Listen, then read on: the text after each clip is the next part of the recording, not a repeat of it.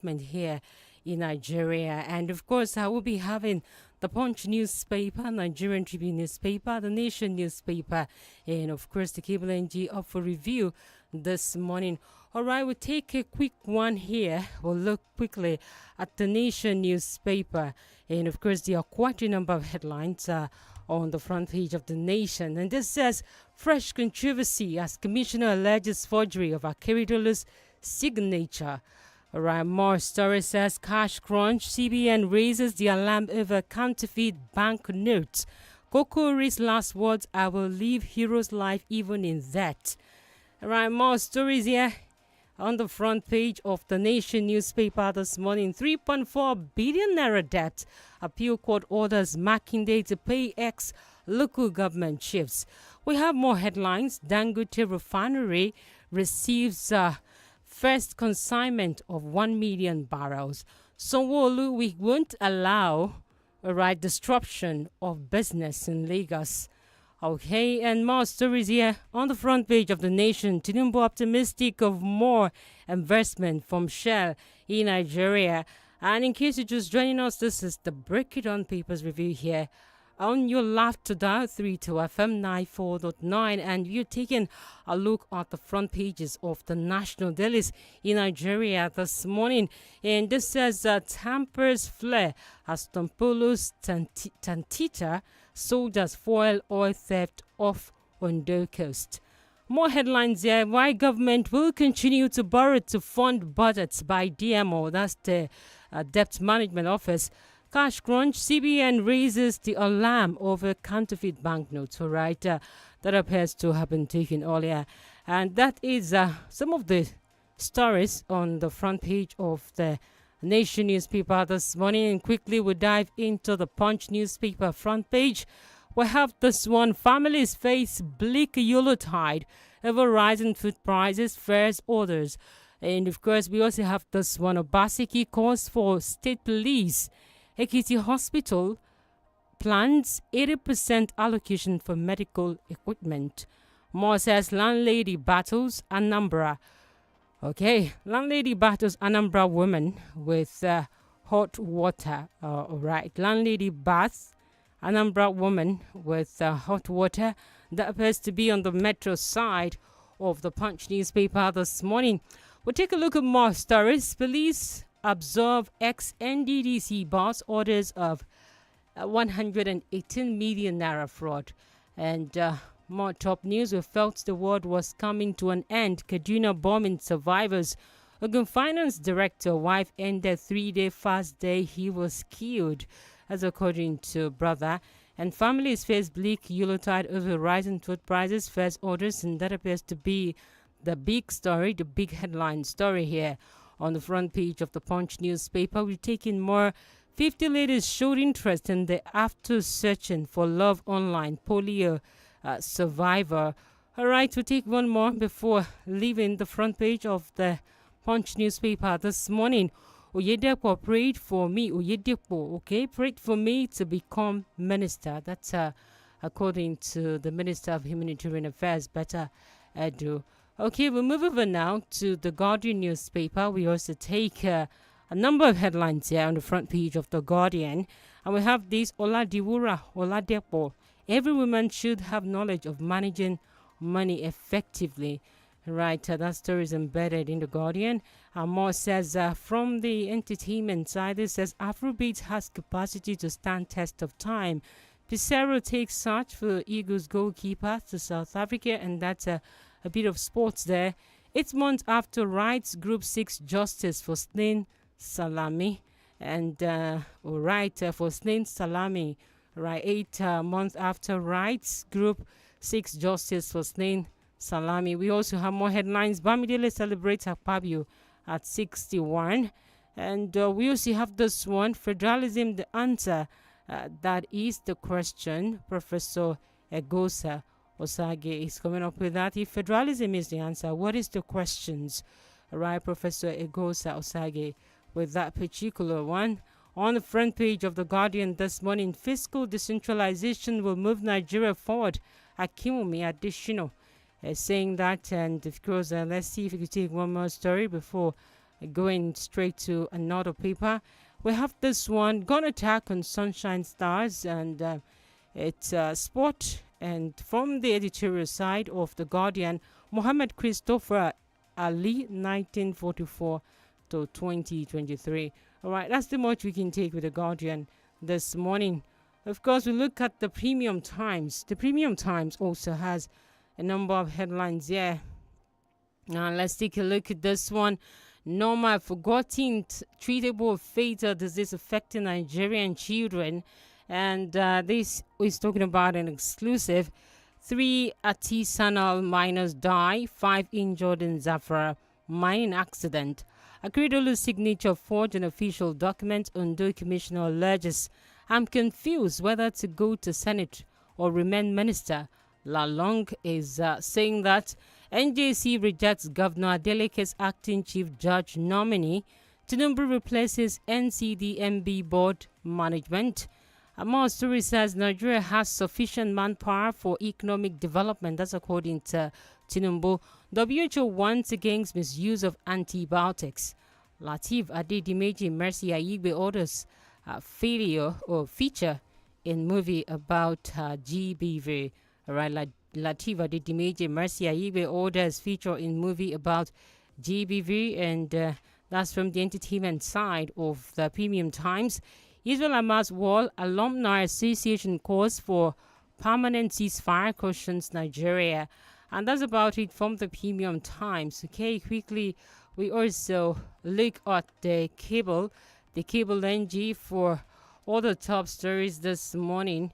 Okay, from the cable, we also have headlines there. Our hope is renewed. Okay, I'll take that again. And the story says here, our hope is renewed. Tinubu says Nigeria has sufficient manpower to drive economic development. Sue Ugadolo resigns as Nigerian Breweries chairman. Sijbe Emstra to take over. And we also have this one. Shetima inaugurates NCP committee to drive economic reforms. Vice President Kashim Shetima inaugurated the National Council on Privatization NCP committee on Friday at the Presidential Villa Abuja. Shetima is to chair the committee with Wale Edwin, Minister of Finance. Take precautionary measures. CBN warns banks of fake naira and circulation. And more here says Ubasani, DHQ's statement on Kaduna bombing very careless. And he says we must show empathy. And we also take this one as the last one here from the cable this morning. And this says Dangote Refinery receives 1 million barrels of crude to get second shipment in 3 weeks. And those are some of the headlines making the rounds on the cable NG this morning. We'll be delving into the analysis very shortly. Austin will be joining us virtually to discuss some of the headlines on the front pages of the national dailies in Nigeria this morning. It's the Break It On Papers review here, and we're taking a look at the front pages of the national dailies. All right, we also take this one from the Nigerian Tribune newspaper front page. Nigeria has sufficient manpower to economic development. That's coming from Tinubu. That's President Tinubu. Nigeria has the requisite and sufficient manpower to support development across all sectors of the economy, President Bola Tinubu had affirmed. And you also have this on Nigeria's total debt. These hits 87.37 trillion naira, 87.37 trillion naira in quarter 3 2023. That's according to Debt Management Office. All right, NNPCL rejects Senate move to jack up oil production benchmark. Oil thefts, Tanita denies involvement, expresses disappointment in Navy. And that's some of the headlines coming here from the Nigerian Tribune newspaper. Austin is already standing by to do the analysis with us this morning. Good morning, Austin. It's great to have you back on the Break It On Papers review. Yeah, good morning, GBOLABO, and thank you for having me. It's fantastic having you again on the Break It On. All right, there are so many headlines. I think we should start off from let's also look at the cash crunch. It appears to be one of the major headlines making the rounds on virtually all the papers. And of course, it's talking about counterfeit banknotes. Like, we've gotten to that point now that we don't even know what it is like for the fake one and of course the ones that are real, for the Central Bank of Nigeria to be telling DMBs, that's the deposit money banks, that they should be careful in order not to be deceived or swindled with fake banknotes. How do we handle this? Because there are insinuations that the Central Bank of Nigeria is trying to mop up excess cash in the economy, but the central bank hasn't come up with that kind of explanation. But that's the insinuation, because the feeling is that the inflation is too high. There are a lot of money in the economy chasing fewer goods, and as a result, we are also having the CBN trying to look at some policies to mop up the excesses in the economy. But now, if you have the fake banknotes flooding the markets, then where are we heading to? Yes, it's a very dicey situation for us as a country. The issue of proliferation and counterfeit currency is a major problem that we just have to deal with within the financial sector of Nigeria, especially the new redesigned currency. Counterfeiting becomes so easy with the colored money. However, CBN has advised DMB to be on the lookout. Of course, it's a criminal offense to deliberately counterfeit the Nigerian currency.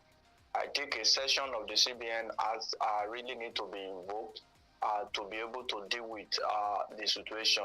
Having said that, I think the major issue that is causing the cash crunch in the country now, it's not just about mopping up cash in circulation by the CBN using the open market operation. The problem really is the deadline for the validity of the old Naira note. Don't forget, before now, the Supreme Court gave a judgment that the old and the new Naira note should coexist, and setting December 31st, 2023 as the deadline for the validity of the old Naira note. I think that is what is causing a panic situation in the country, because there is a proverb that says once bitten, twice shy. Based on what people experienced around this time last year, a lot of people simply shunned the banking system. For now, they don't know what is going to happen. They are speculating. So the money they are making, they are keeping those money in their home. Of a truth, some commercial banks do not actually have enough cash to service their customer. So the issue is this. I think the awareness is low. The CBN, based on body language, has said that the old and the new Naira note should continue to exist indefinitely. The CBN therefore had to take up that responsibility to create more awareness. In my view, I feel the president can also come in, because a lot of people do not believe that, oh, that is what they did to us last time, they want to do it again. A situation where we will not have access to our cash. So the case must be properly and frontally addressed. So I advise the CBN to come up with an official pronouncement. I also want the president to come up with true position of the government, because the deadline as far as the law is concerned by the Supreme Court is 31st of December 2023. That is simply what people are reacting to. It is not just because of the inflation, they want to mop up excess cash in circulation. If you talk about excess cash, it depends on those who have the money. Those who do not have the money will not believe that there is nothing like that. There is anything like excess cash in circulation. So that's the truth of the matter. So the government should look for a way through the new CBN management to be able to address and manage the situation properly. If it's going to continue to coexist indefinitely, let it be in a clearer term. Now, Austin, before we leave, okay, sorry, Austin, before we leave this topic, I'm wondering, because the CBN had to come out to warn that there are counterfeit banknotes in circulation. Now, are these ordinary Nigerians producing these counterfeit banknotes? Are they not the individuals who also know about printing or minting of the Naira? Can the ordinary man on the street print a fake Naira note? Yes, the ordinary people do it, or not the people that are in power. Most especially, I don't know. Some of them can also be involved in form of a cartel. But printing of fake currency, you only need to learn some techniques. You understand? You don't have to work in a printing and minting company before you can counterfeit a currency. That's just the truth of the matter. But in recent time, over the last few years, there is what we call high-tech counterfeiting in Nigeria. High-tech counterfeiting in a layman language simply means that you will find it difficult to identify or differentiate between the original and the counterfeit, except you have worked in the bank before or you are even a banker. So that's the truth of the matter. So a lot of innovation, like in the bank, for example, there is a way the bank detects counterfeit notes, but the dynamics has also changed because the bank over time have not really improved on that particular process of detection. But those that are counterfeiting this note, they are taking several steps ahead by ensuring that they introduce technology, high technology into it to make it simply look like the original. If case not, even some people that work in the bank, it passes through them most of the time. It passes through them because you find it very difficult to differentiate them. So the awareness should be up there. And I also think that the law should take its full course by ensuring, because those days when counterfeit note enter the bank and is detected, you are not allowed to give it back to the customer. They You confiscate it. perforate it. Yes, you perforate it, you confiscate it, you even make official reports as far as the case is concerned.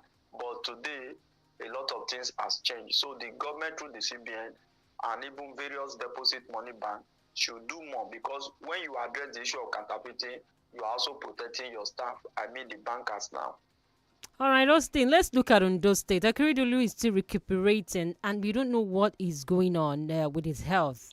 Although it's believed to be here in Ibadan, but then there've been a lot of controversies. But the latest one is accusing, we don't know who now, a commissioner coming up to say that the Akeredolu's signature has been forged. And as the Commissioner for Energy and Mineral Resources, Razak Obe, has stirred fresh controversy yesterday after telling Deputy Governor Lucky Ayedatiwa that he has confirmed the forgery of the signature of Governor Oluwarotimi Akeredolu. Now, what do we get out of this back and forth in those states? Because we do know who Arakunri Akeredolu was before he had this sickness. He was a man who was always on his feet, trying to fight for the economy of a state, the security of a state. But now, what would we say it's going wrong in the state? Is it that Ayedatiwa is not fully in charge, or party politics is playing supremacy here, or there are some certain cartel within Ondo State that does not want Ayedatiwa to sit well as the acting governor, to be in the stead of the acting governor position here? What exactly do we make out of this back and forth, especially coming from Ondo State right about now? Yes, I think it is visible to the blind that Ayedatiwa is not anywhere in charge of the governance of Ondo State. It is unfortunately so that is happening, especially in the state where you have a very reputable senior advocate of Nigeria as the governor. Unfortunately, again, the president intervened politically, but the situation was not solved, because the meeting held with Mr. President, what was discussed was that status quo should remain. You must transmit power to the deputy governor. I think some people are afraid that Ayedatiwa may be too powerful and may be on a vengeance mission if eventually he becomes the acting governor. The governor for now is incapacitated. It is not his fault that he's that sick. You understand? Now somebody has to act for governance to continue in Ondo State. And some people are bent that, Ayedatiwa must not act as governor because probably he may have to step on too. Of course, the commissioner is only re-echoing the obvious. Over 6 months now, how has Ondo State been ruled? Ondo State have been ruled by Proxy, and you have the issue of forgery. So he's only re-echoing the obvious. Maybe he sent some document for approval and he saw irregularity in the governor's handwriting and signature. That is why he's crying out. The case of Ayedatiwa in Ondo State is just like when you lock a monkey in a room, remove the teeth of the monkey and throw banana to the monkey. It's useless because a monkey plus or minus will want to retain his teeth and be hungry. So that's the situation in Ondo State. And I think the law, rather than political situation that the president has brought in, the law should take its full course. Particularly, I was delighted when some elders called on the president from Ondo State, and the president actually called both parties. But in my view, there was no solution as far as I'm concerned, because the president is trying to be diplomatic, standing on the fence. Akeredolu worked for him. He delivered for the president in the election. He supported him in the build-up to the election. The president does not want to offend him. The president also wants to placate the deputy governor. When you are in the class, for example, and you answer a question and the teacher says, all of you are correct, there is something wrong somewhere. Because if there is a question and there is a particular answer, everybody cannot be all correct. So I feel that the law, rather than party solution, political solution, should be deployed. Let Ayedatiwa, the deputy governor, act in the place of the governor. After all, the governor has said it before. He has said it before. He was at a program and he pointed at Ayedatiwa. He said, you are going to succeed me as the governor of Ondo State. So all of this is about 2024. But I think we should put this shenanigan to an end by summoning courage to invoke sections of the law to make the deputy governor acting governor and let peace reign and let governance continue in Ondo State. Enough is enough. The governor cannot be ruling the state by proxy. I listened to somebody on the television yesterday, shamefully. He said that the governor is not sick. He is only resting. The governor is only resting. The governor is resting and he cannot appear in public function. His fellow governor visited him and he was not shown with them. So the situation is that bad. I don't think it's his fault for him to be sick. But that Akeredolu is sick should not mean that governance should come to a halt in Ondo State. I believe Ondo State is more politically sophisticated than what we are experiencing now. All right, Federal High Court orders Obaseki to appear over refusal to swear in 8 judges since June 2023. Is this not arbitrary coming from Governor Godwin Obaseki, because there are insinuations that he has his own preferred person to be sworn in as judges, but now the judges were approved by the NJC and expectedly they are supposed to be sworn in by the governor, but he's refused to do that. And now the National Judicial Council is wondering why taking this long. These are people who are supposed to be sitting over cases. Would we say that somehow the governor has overstepped his boundary, or is within his rights to actually say, I would decline and I will not swear in these judges? Of course, he's been summoned to appear before the Federal High Court. What do we make out of this, Austin? Yes, if you look at Governor Godwin Obaseki, due respect to him, he's notorious for flagrant disobedience to the law.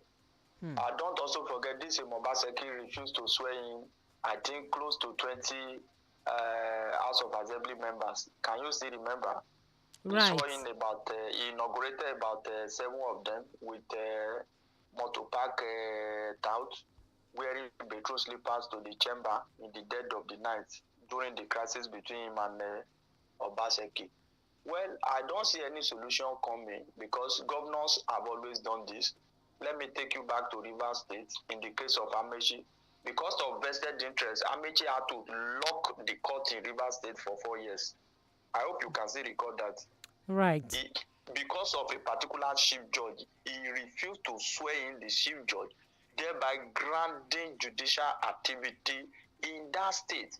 It was when Yeson Wike came into office that he restored that particular order.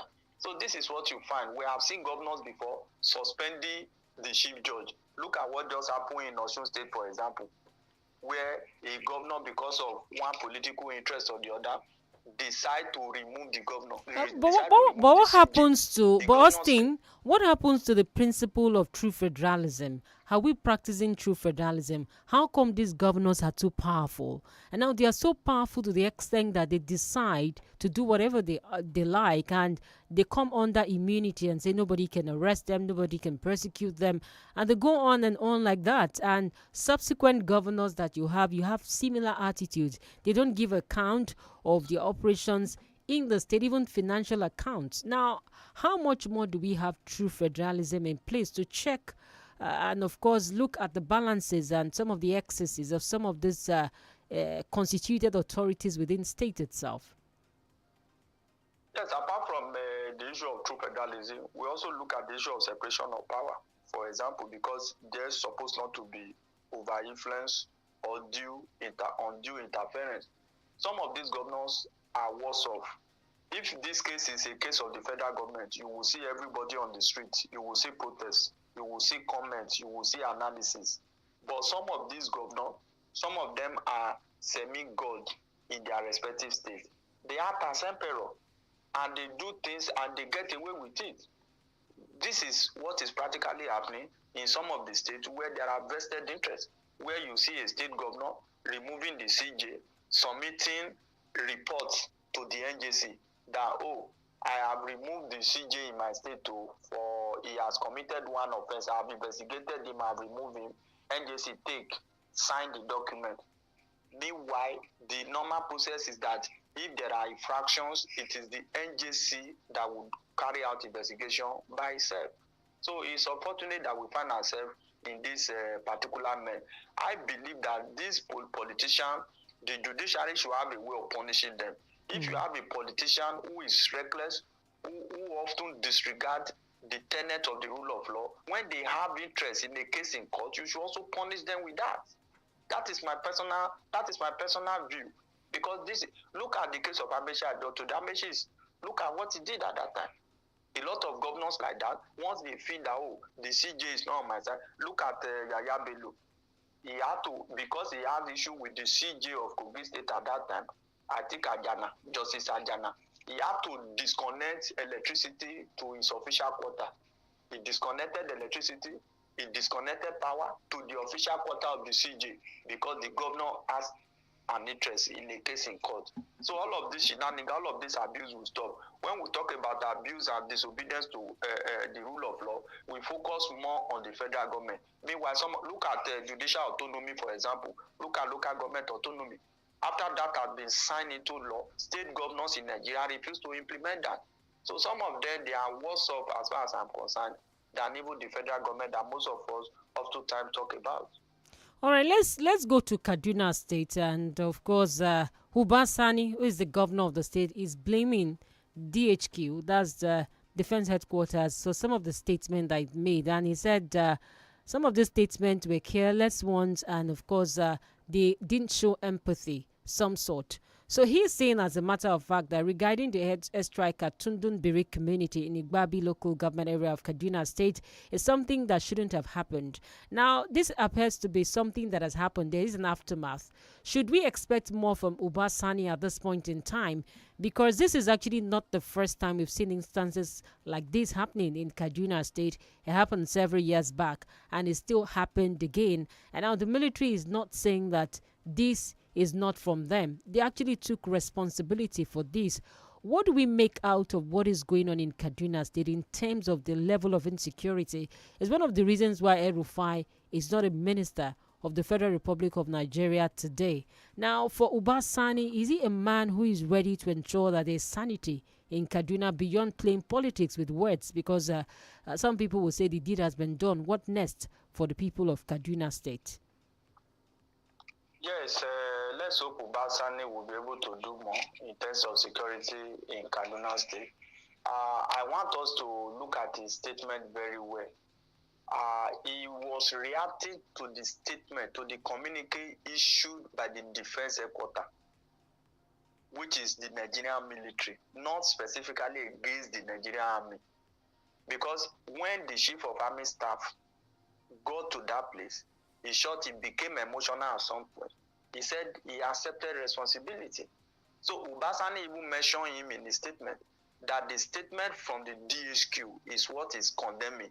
That the DHQ statement suggests that there were terrorists in that area or terrorists were hibernating in the area. That was why the attack was carried out.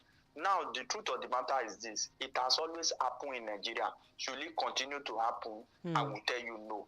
There is also elements of political coloration into all of this. If you look at the comment coming from the northern part of the country.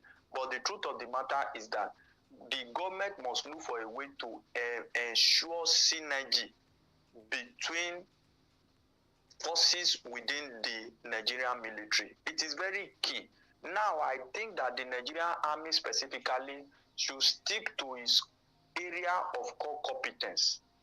The Nigerian army just activated its aviation arm.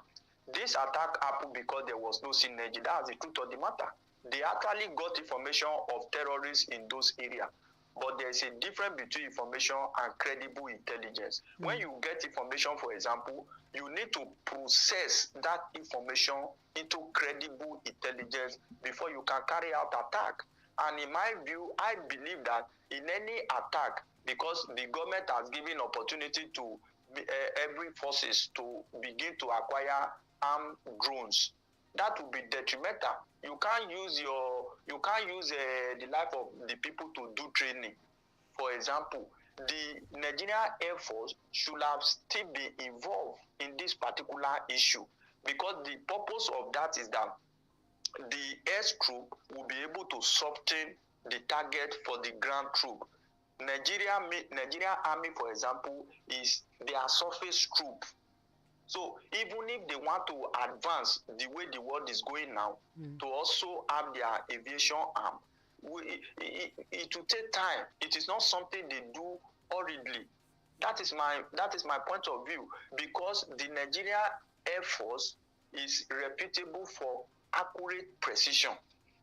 They look at it accurately, and that is their core area, that is their mandate, that is their areas of deliverable. So for me, it is lack of credible intelligence, it is lack of synergy between the Air Force especially and the Nigerian Army. The Chief of Army Staff actually owned up that, because when the attack happened, the first report was that it was Nigeria Air Force drone. All right, that Austin. Caused the crisis. Sorry, Austin. Later, Air Force came out to say that, we didn't carry out any operation in that area until the army now own up to it. All right, Austin. I want you to continue with your line of thought. Okay. We can't continue to lose innocent people. All right, Austin, we'll get back to that. We have to pay some bills now. We'll be back very shortly. Please do stay with us.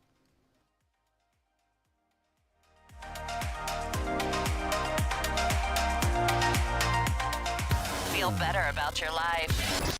32 FM, 94.9, the antidote to depression. Mọ́mì wa, ṣáwọn ọmọ yín fẹ́ràn mílíkì? Ṣé ẹ fẹ́ gbọ́? Milo Active Go ní mílíkì ìdá 20 tàbí jù bẹ́ẹ̀ lọ ló ń bẹ nínú Milo fún àwọn ọmọ yín. Tí ẹ bá sì fẹ́ kí ó ṣe yọ̀yọ̀yọ̀ sí, ẹ lè po mílíkì mọ́ ọ sí. Milo, okun láti tẹ̀síwájú. Milo! Béèyàn bá rí ìdúnàdúrà tó dàbí ìfà, inú ẹni á dùn bí ìgbà tá a rówó he lápò. 32 FM tún gbédè o. Polówó ọjà rẹ láwọn ojúpọ̀ ayélujára 32 FM pẹ̀lú ẹ̀dínwó tó dùn mọ́ni dọ́kàn. Ìfẹ́ tá a ní sí yín àti okòwò yín ló bí àǹfààní bàǹtàbàǹtà yìí. O lè polówó ọjà, iṣẹ́ àbí okòwò rẹ láwọn ojúpọ̀ ayélujára 32 FM gbogbo pẹ̀lú $5,000 péré, 5,000 naira only. Láti jẹmu láǹfààní aláìlẹ́gbẹ́ yìí, pè tàbí kí o ti àtẹ̀ránṣẹ́ sí Tominsin lórí 0703 476 7684, Bọ́láńlé 0810 067 2518. Àǹfààní yìí bẹ̀rẹ̀ láti ọjọ́ kìíní oṣù kọkànlá sí ọjọ́ kọkànlélọ́gbọ̀n oṣù kejìlá ọdún 2023. 72 hours with God. It's December edition. Your grace is all I see. God will be working miracles, liberating every destiny through the prophetic ministry of His anointed servant, Prophet Abel Taiwojo. Tagged No More Delay is a special, powerful program you need at this time. Join us on Friday 8th to Sunday 10th of December 2023 at Mercy Camp, Kilometer 18 Ibadan Expressway, Osengiri, Ibadan. Friday and Saturday morning session from 9 a.m. to 12 noon WAT. Afternoon session 3 p.m. to 6 p.m. WAT. Vigil 12 a.m. to 4:30 a.m. WAT. And on Sunday 10th of December from 8:30 a.m. to 12 noon WAT. While Vigil will be coming up from 10 p.m. till dawn. Music ministrations by Elijah Akintunde, Adeyinka Lashiyori, Dare Melody, and Dare Justified. God's servants will be ministering so powerfully. Prophet Taiwojo and other anointed ministers of God. For inquiries, 0805-027-5779. Connect with us on Facebook at Prophet Taiwojo Live. ẹ̀yin èwe ṣé ẹ ti ṣetán láti ní ìrírí baba kérésì tí ò lẹ́gbẹ́ lọ́dún yìí baba kérésì 32 FM dé padà tirẹ̀ tẹ̀bùn kàǹkà àríyá àti ìgbádùn fún ọjọ́ mẹ́tàlélógún gbáko tó ń tẹ̀bùn tí ò níye bẹ̀rẹ̀ lọ́jọ́ kejì di ọjọ́ kẹrìnlélógún oṣù kejìlá ọdún 2023 gbogbo ayé ní Bond Mall Olúsànyà bus stop Ring Road Ìbàdàn ẹgbẹ̀rún méjì péré lọ́mọ kan aago 10 àárọ̀ lójoojúmọ́ ni fada kérésì ó ti wà ń kalẹ̀ láti ṣe onígbọ̀wọ́ àbí fún àlàyé síwájú ẹ pè oyin sórí 08131251915 tàbí sùnbọ̀ sórí 0908-473-8279. ẹ wá gbọ́ o yàtọ̀ sí àpò ẹ̀bùn tí baba kérésì 32 FM yóò fún ọmọ kọ̀ọ̀kan àǹfààní ẹ̀bùn tún lọ sálálú lásìkò yìí kó tó ríire lórí rédíò láago 4 kọjá ìṣẹ́jú 10 sí 5 ìrọ̀lẹ́ lójoojúmọ́ gbogbo ọmọ tó bá ti pè wọlé ó máa gbẹ̀bùn kààyà bíi púlọ̀tì ilẹ̀ ẹ̀rọ ìléwọ́ táàbù ẹ̀kọ́ ọ̀fẹ́ àpò ìrẹsì àwọn ohun èlò ilé electronics àti bẹ́ẹ̀ bẹ́ẹ̀ lọ àwọn onígbọ̀wọ́ baba kérésì 32 FM ọdún yìí ni Hallelujah Oil Bright Foods Delight Chin Chin Danabit Homes and Properties RC Cola Tiwa the Wise Monkey Letiji Properties Boom Drinks iShow Gadgets La Casera Crunchy Cheese Ball àti Family. nínú ọdún tí bẹ́ẹ̀ láyé ti kérésì lọ́yẹ̀. For the top 10 banging songs across Nigeria, top 10 super songs across Africa. the Top 10 Countdown is your show. Saturdays 12 to 1 p.m. with Danica and King Kenny. You're listening to 32 FM 94.9.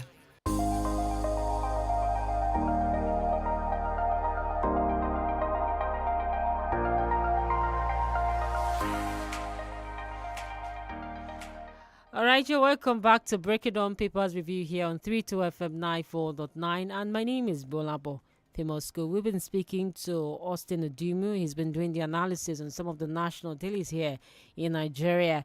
And of course, it's right about time to open the phone lines and also take your comments in our socials. Do remember we are live on Facebook, 32 FM 949 Ibadan, on Facebook and also on YouTube. We have our first caller. Hello, good morning.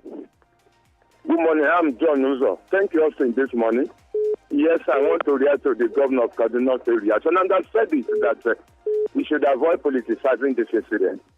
What is lacking cannot be numbered, and what is crooked cannot be made straight. Those who are dead, they're already dead. But the point is that what is the way out? Nigeria Army had admitted it was responsible for that deadly act. And in my own view, let me say this from the bottom of my heart, anything that has to do with area from darkness, the Nigerian Air Force ought to have been carried along. I think that was the synergy that the Nigerian Army committed. Nigerian Army couldn't have gone there alone without informing the Air Force, who I know that is the areas of jurisdiction. But the worst has happened. And thanks to the Mr. President, who has even immediately decided to intervene. Number one, that village that had that problem, the federal government has decided to turn it around. And they have decided to even compensate the loved ones, the families of those loved ones. I think this is commendable. All right. And we should allow the proper investigation to be conducted. I'm sure that those who will carry out this investigation will be responsible Nigeria who will come out with the facts and blame those who are supposed to be blamed. Let's not put our interest on the investigators. I'm sure they carry out a very good investigation. If they fail to do that, we too will come up to criticize them. All right. Let Nigeria be calm now and stop looking for what to here and there. We should encourage our Nigerian army. Let me say this. Our army have tried their best to protect the activities of these bandits. But it's unfortunate this last incident happened. Thank you. I'm John. All right, thank you so much, John Uzo there. We'll open the phone. The phone lines are already open. The numbers are still 070-550-949 or 08097,949. Those are the numbers to call this morning. Hello, good morning. Yes, good morning. Good morning. This is John Olariwaju calling from Maduwo.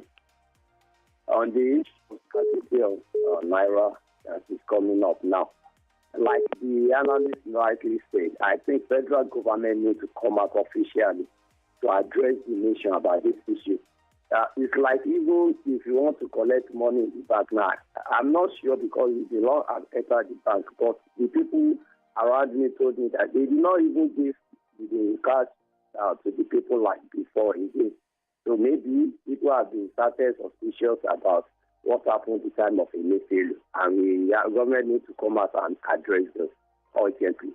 And on the issue of judiciary, I think judiciary needs to wake up because they have already put themselves under the executive. Let me remind us quickly, in the time of Buhari, he said that judiciary has given him the ethic, and before we know it, he hijacked judiciary. So that is why judiciary needs to wake up, just like they did to local government. So if the judiciary fails to wake up, that should be a problem. But the point is done.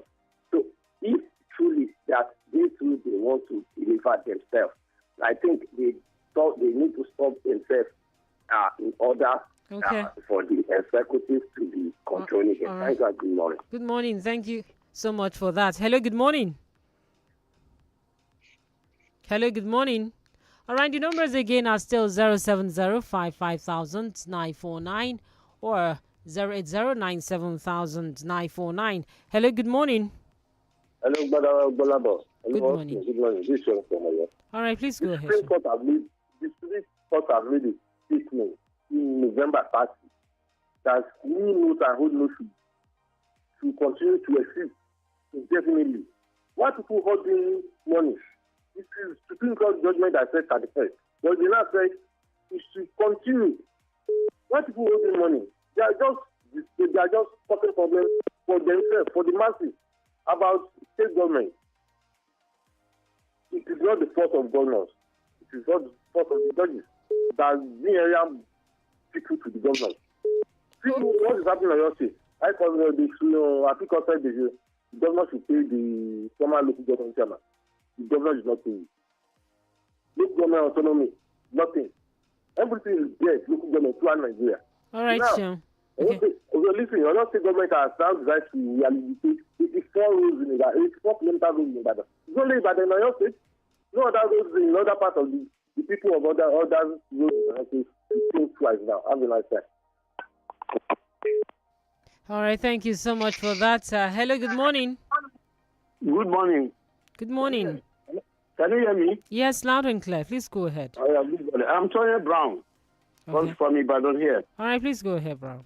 Yes, I want to talk about the behaviors of the governors. I have always clamored that we should remove the immunity clause in our constitution. And that is the only way we can create sanity in governance.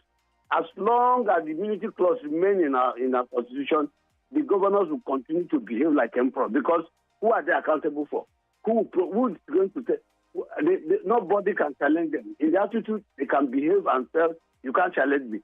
Because the immunity clause is there binding them. And now I'm saying that we should remove that immunity clause, let them get them exposed. If anyone commits crime or commits an action that is untoward, it will be proved. I mean, you are governing the people. You are taking care of the people. But if the people find out that you are no longer doing their business, they should be able to, query you or remove you. Or if you do well, they can store you. Thank you very much. Thank you so much. Hello, good morning. Good morning, Auntie. What's the name of it? Morning, Yes, good morning. What's the name of it? Okay. Yes, Olu from LA. All right, go ahead. Yeah. I want to comment on that issue of Kaduna State. I'm in support of the DSQ. The DSQ said they are 100% correct. I mean, I assure that those people that were bombed were terrorists. You understand? Look, Nigerians may continue to blame the army, but sincerely, I stand with the army.